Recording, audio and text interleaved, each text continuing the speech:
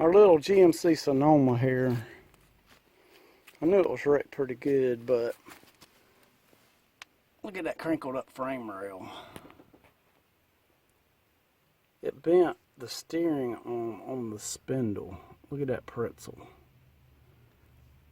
Bent the A-frame upper and lower. There's another bend in the frame rail right here. That's the front wheel off of it. We're still trying to get the fender off of this thing. We got the top hinge pin drove part way out, but it's looking pretty ugly about trying to get this thing where we can crank it up, but we aren't gonna give up. We're gonna keep on working at it and see what we can do, because I sure would like to hear this thing run before we start taking it too far apart. But we're working on it. Alright, we got the fender and the door off. And now I'm going to see if we can make us a little room so we can mash this pedal down. And if not, we're going to cross that neutral safety switch, or that clutch safety switch over. So, see if we can't clearance the floor pan up underneath that pedal some. Sits right on the floor.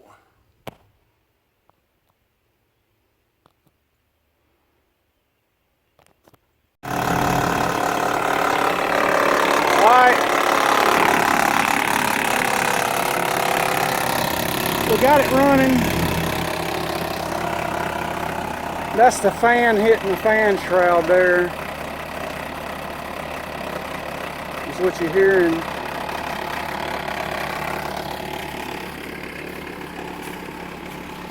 But it is running.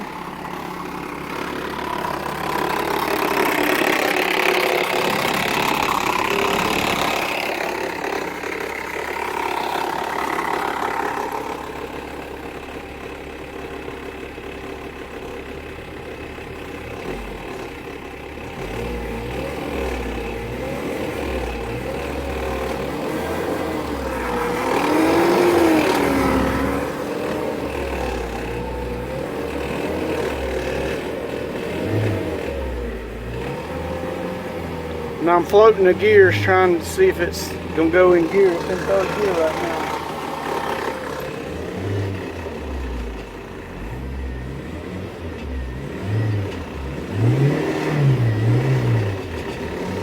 There's fourth gear.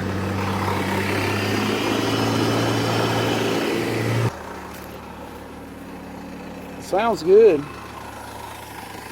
I know that sounds like crap. The motor sounds good.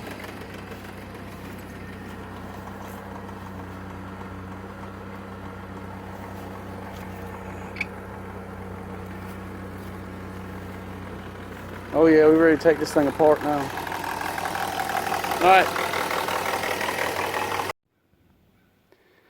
Alright, so we got everything we wanted out of this truck for the time being.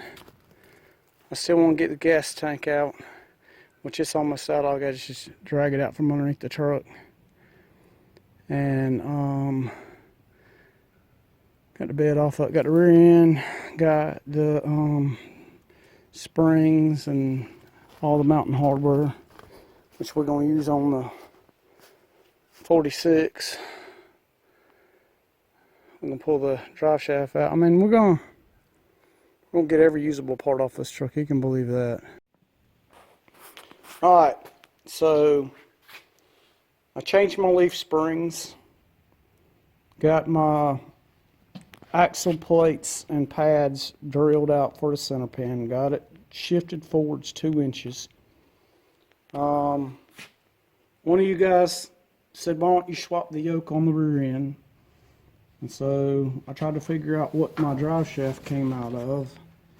And it's a half ton truck mid 80s. So being that that was a 8.5 and this rear end's a 8.5, it's the same spline on the pinion, so that swapped out. That made my universal joint fit. So this whole drive line now is half-ton truck.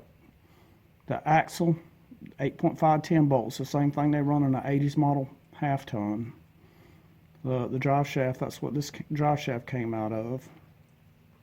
And the rear end yoke. So all this is half-ton Chevrolet now.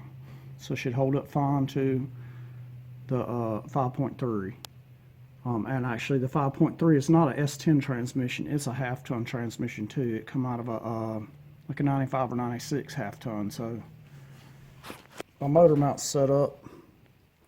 So I'm in the process right now of trying to get that ready.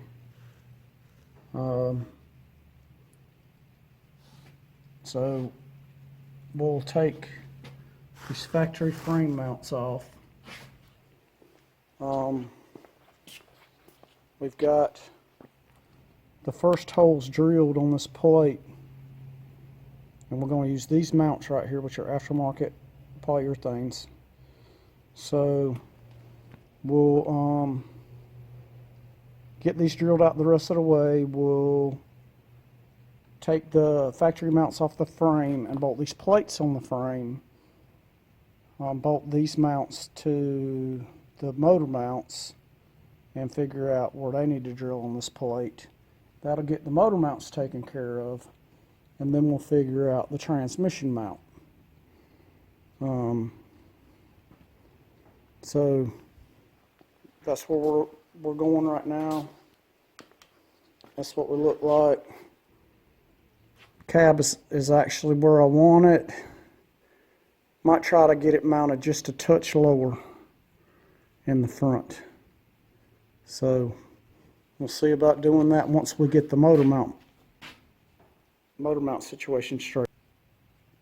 And once we get the frame, the cab molded down to the frame, then it's pretty much gonna be rolling all along. So like I said, we got a complete drive line, which I'm very pleased with. Got the rear end set up. I still plan on doing a 4-link eventually, but not at this point. I want to get this thing up and running.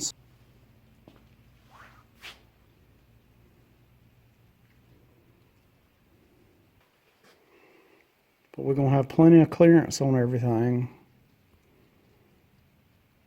We've got some adjustability in our engine mounts. And we're going to, like I said, we're going to fix our plates up. So whatever we do, we're going to have a little bit of wiggle room with that.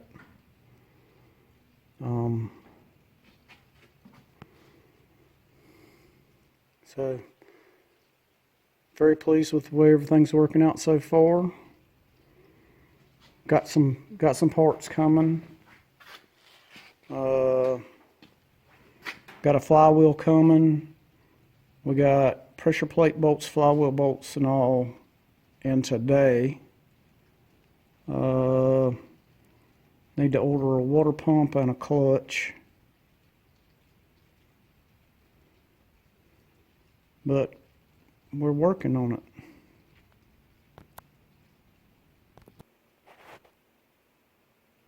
So we need to trim our radiator support. We've got to trim our inner fenders for, go like this. So we'll have to trim the bottom of the inner fenders in here somewhere for our A-frames. And so we'll get that done. I mean, just a little bit at a time. But she's coming along nicely. Really, really pleased.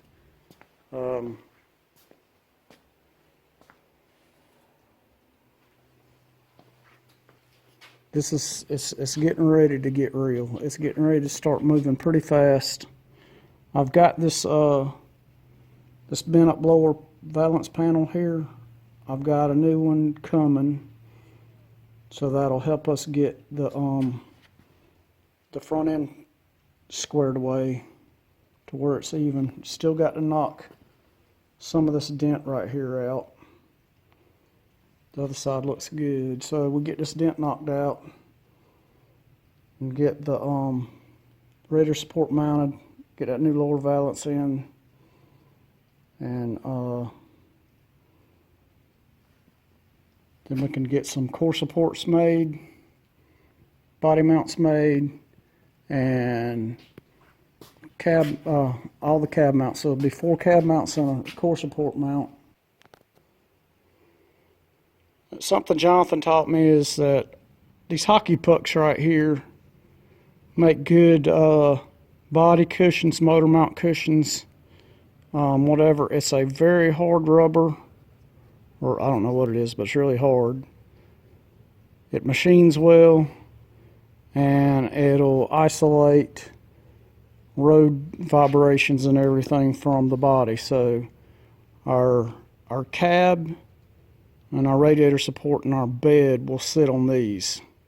So that'll get everything isolated from the frame. These old trucks right here had wood blocks between the bed floor and the frame. I'm not sure what the cab mounts were, but probably something very similar. But we're gonna use these. I think we'll be a lot happier with that. So, like I said, it's coming along real nice. Tomorrow will probably be a very productive day. I hope so.